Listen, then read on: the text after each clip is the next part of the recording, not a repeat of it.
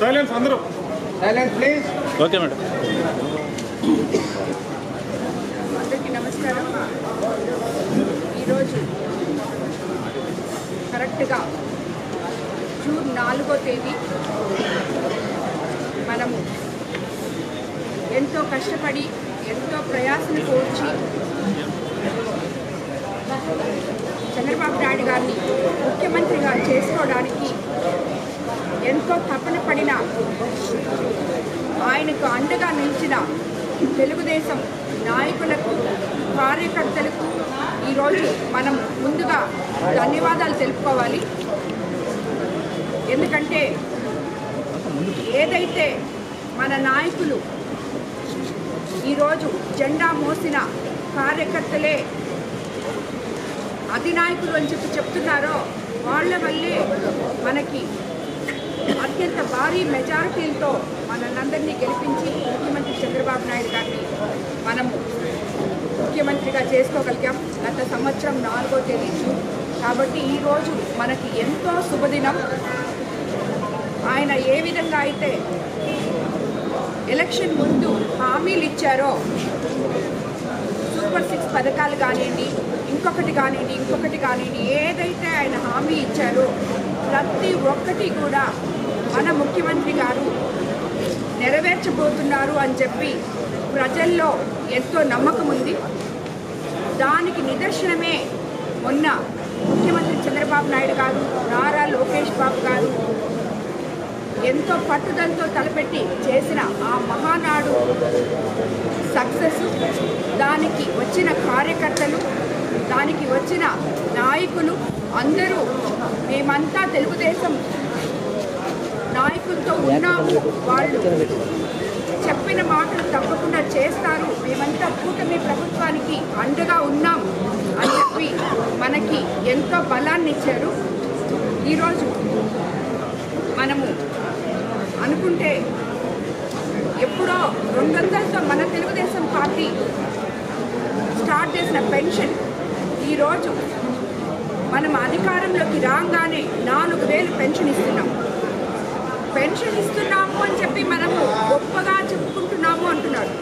ఖచ్చితంగా గొప్పగా చెప్పుకోవాలి. ఎందుకంటే 1000 రూపాయలు పెంచడానికి గత ప్రభుత్వంలో 5 సంవత్సరాలు పడితే ఒకటే ఒక మాటతో అధికారంలోకి రాగానే మొదటి నెలలోనే అంతకు ముందు నెలది కూడా కలిపి 7 మనం ఏ మాట అయితే చెప్పామో ప్రతి ఒక్కరికి 1వ తేదీ పొద్దున 10 గంటల కల్లా మొత్తం అందరికీ ఎమ్మెల్యేలు ఇంటికెళ్ళి వాళ్ళకి పెన్షన్ ఇచ్చి వాళ్ళ ముఖాల్లో ఆనందం చూసి అదేవిధంగా ఆ ఊర్లో ఈ రోజుకి 12 నెలలు మనము పెన్షన్ ఇచ్చి పూర్తయింది.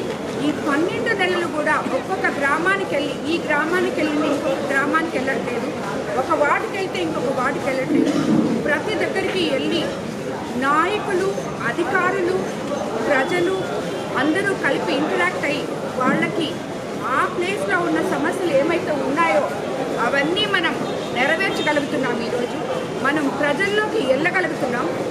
12 నెలల నుంచి మేము నిత్యము ఈ పెన్షన్ కోసం ప్రతి దగ్గరికి వెళ్ళాము, వాళ్ళ సమస్యలు తీర్చుకున్నాము, తెలుసుకున్నాము, అవి ఇమీడియట్గా తీర్చడం కూడా జరిగింది. అదేవిధంగా దివ్యాంగులకి మనము 6000, 10,000, డిసేబుల్ వాళ్ళకి 10,000 ఇలాగ పెన్షన్లు ఇచ్చాము.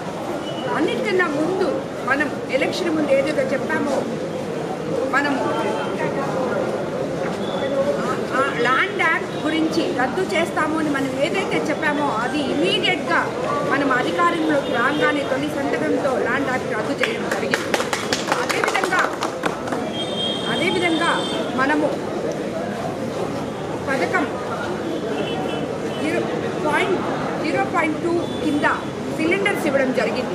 అదేవిధంగా మత్స్యకార భరోసా ఇచ్చాం. ఇలాగా మనము ఎన్నో ఇలా చెప్పుకుంటూ పోతే మనం చాలా ఇప్పుడు మెగా డిఎస్సి రిలీజ్ చేశాం. ఈరోజు జూన్లో మనము తల్లికి వందనం ఇవ్వబోతున్నాం. అదేవిధంగా అన్నదాత సుఖీభవ ఇవ్వబోతున్నాం.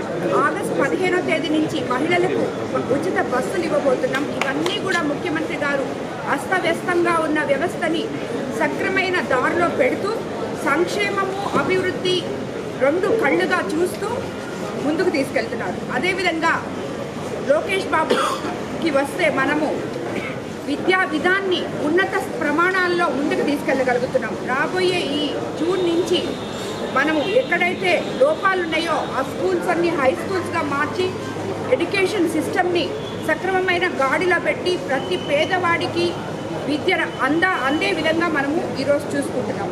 అలాగే మనము ఇదివరకు ఎంతో గుంతల రోడ్లలో నడుస్తున్నాం.